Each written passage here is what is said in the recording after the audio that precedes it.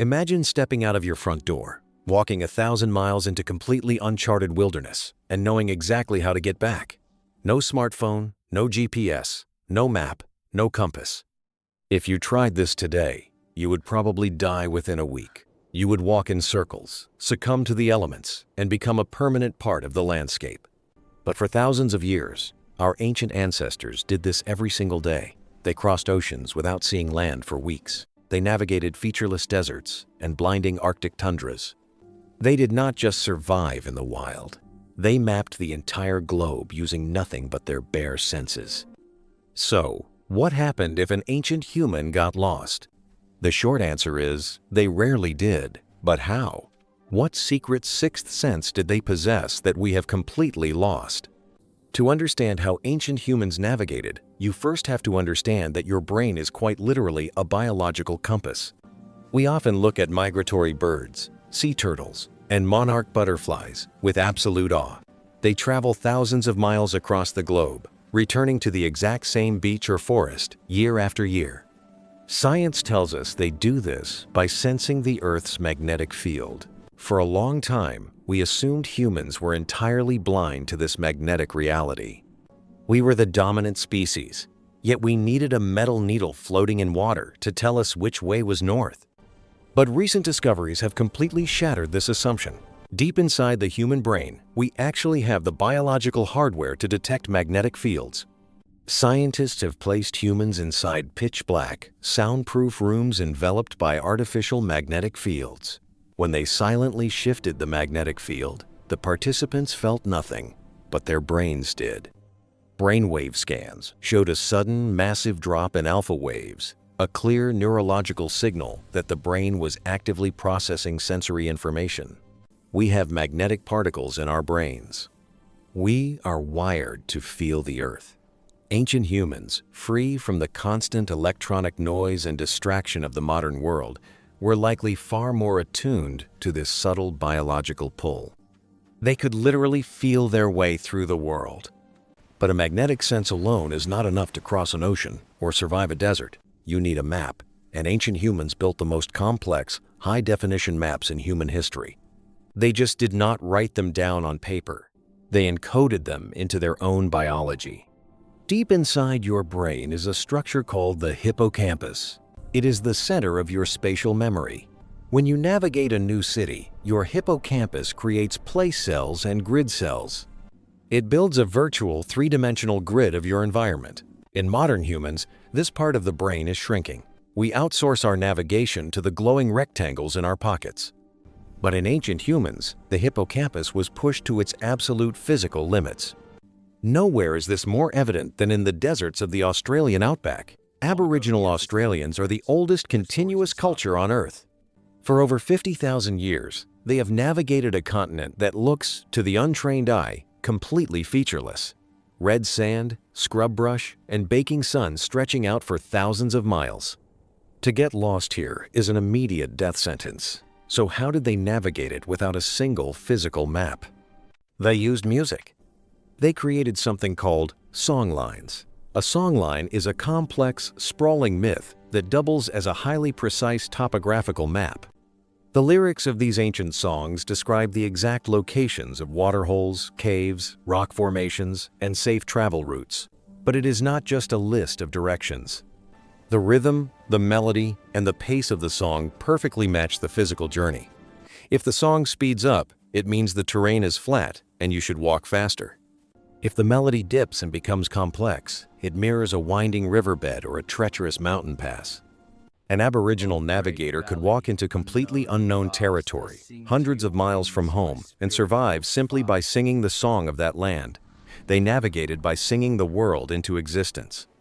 But what happens when you leave the land entirely? What happens when there are no rocks, no rivers, and no trees to sing about? Imagine being dropped into the middle of the Pacific Ocean on a wooden canoe. There is no land in sight. The water stretches out to the horizon in a perfect, terrifying 360-degree circle. This is the ultimate void. Yet the Polynesians conquered this void.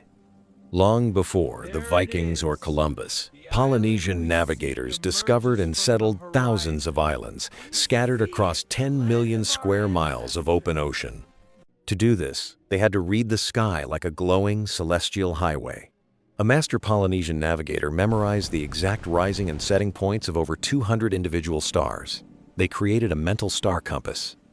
They knew that as the night progressed and stars moved across the sky, new stars would rise from the exact same point on the horizon.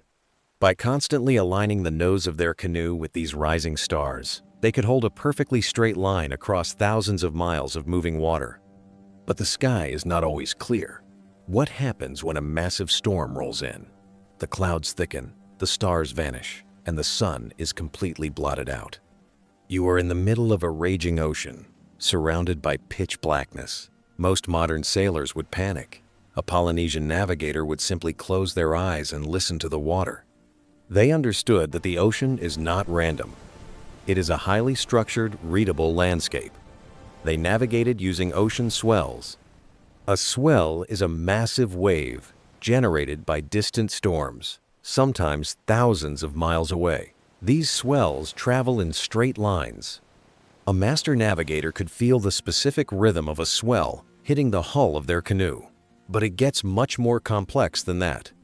When a deep ocean swell hits an island, it does not just crash on the beach and disappear. The island fractures the wave.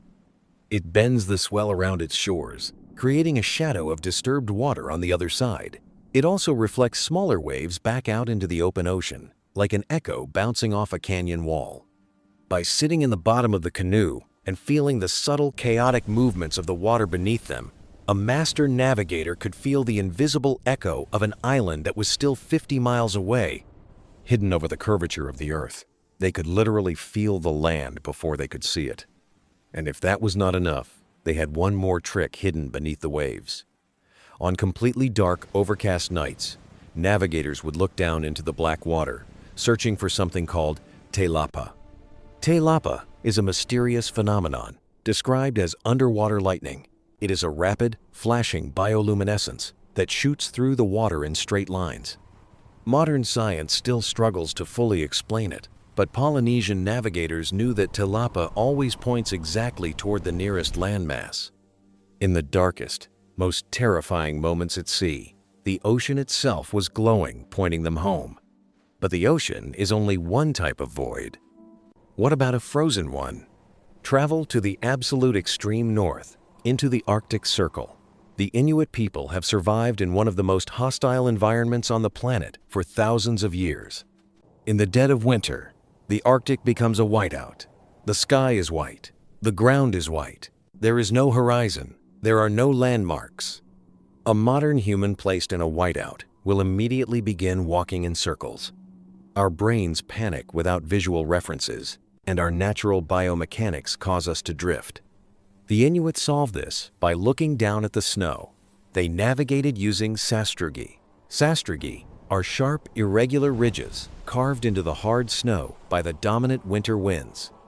Because the wind in a specific region blows in a consistent direction for months at a time, these snow ridges act like millions of tiny, frozen compass needles pointing across the tundra.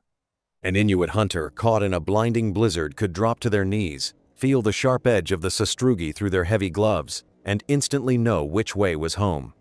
And when the sky finally cleared, the Inuit used a technique that sounds like absolute magic. They navigated by looking at the undersides of the clouds.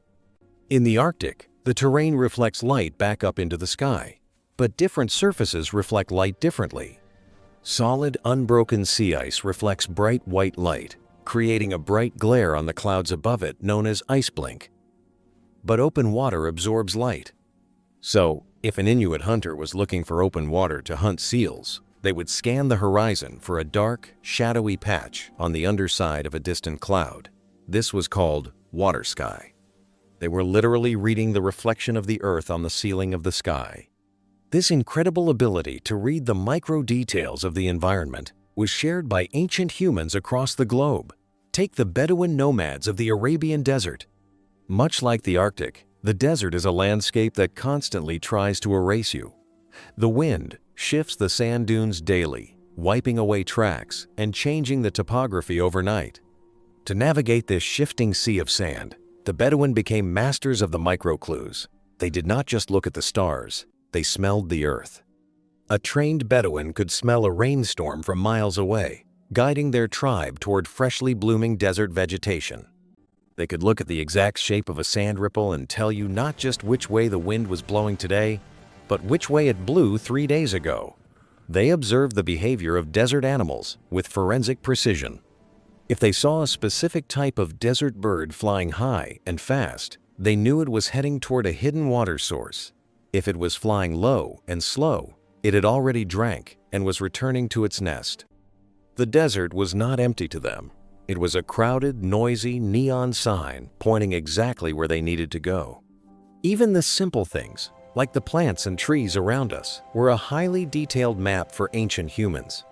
We have all heard the old survival myth that moss only grows on the north side of a tree. This is a massive oversimplification that will probably get you killed in the woods. Ancient foragers knew that moss grows wherever it is damp and shaded, but they also knew how to read the entire tree. They observed that the branches on the southern side of a tree in the northern hemisphere reach out horizontally, stretching wide to catch the low winter sun. The branches on the northern side tend to grow more vertically. They noticed that the bark on the windward side of a tree is often thicker and tougher, battered by prevailing storms, while the leeward side is softer. By simply running their hands over the trunk of a massive oak, an ancient hunter could instantly orient themselves in a dense, dark forest. Every single element of the natural world was a compass. The sun, of course, was the ultimate guide. But ancient humans did not just look at the sun, they tracked its shadows. Using nothing but a straight stick driven into the dirt and a few stones, they could track the movement of the shadow tip over the course of a morning. By drawing a line between the shadow points, they created a perfectly accurate east-west line. This simple shadow stick method was used by ancient armies, nomadic tribes, and early explorers to maintain a perfect heading across vast, uncharted territories. But what if you are in an environment where the sun vanishes for days at a time, but there are no ocean swells to guide you? Enter the Vikings. The Norsemen were some of the most feared and successful navigators in history, crossing the brutal, freezing waters of the North Atlantic to discover Iceland, Greenland, and North America. But the North Atlantic is notorious for thick, impenetrable fog that can last for weeks. Without the sun or the stars, how did the Vikings keep their longships sailing straight toward a target thousands of miles away? They used a legendary tool known as a sunstone. For centuries, historians thought the sunstone was just a myth, a magical artifact invented in Norse sagas. But modern archaeology proved it was real. The sunstone was a piece of clear, polarized crystal, usually Iceland spar. When the sky was completely white with fog, a Viking navigator would hold the crystal up to the sky and rotate it. The crystal polarized the scattered sunlight. At a very specific angle, the crystal would suddenly glow bright, pinpointing the exact location of the sun behind the thickest clouds. With this simple piece of rock, the Vikings conquered the northern hemisphere. Every single ancient culture, no matter how isolated, developed a genius method for reading the earth. They did not get lost because getting lost was not an option. Their survival depended on an intimate, relentless observation of their surroundings. They paid attention. When you look at all these methods, the song lines, the star compasses, the sastrugi, the sunstones, a profound realization hits you. Ancient humans were not navigating through a dead, empty world. They were interacting with a living, breathing entity. They understood that the wind, the water, the stars, and the animals were all talking to each other.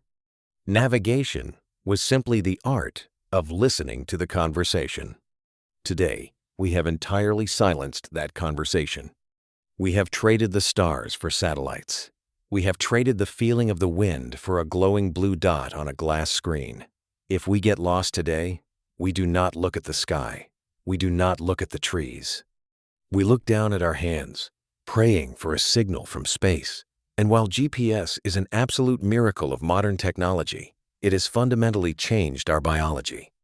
Studies now show that heavy reliance on GPS is actively shrinking the hippocampus in modern humans.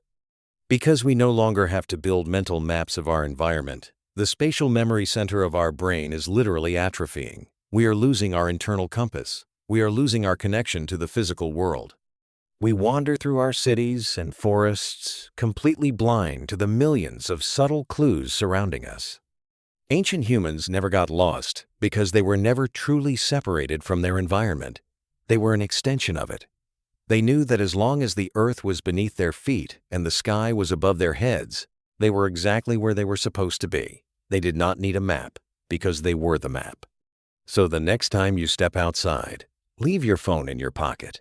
Look at the way the clouds are moving. Feel the temperature of the wind on your cheek. Look at the way the branches of the trees are pointing. You have the exact same brain, the exact same biology, and the exact same hidden senses as the ancient humans who conquered the globe. The map is still out there, waiting to be read. You just have to remember how to look. If you liked this video, please hit the like and subscribe button for more.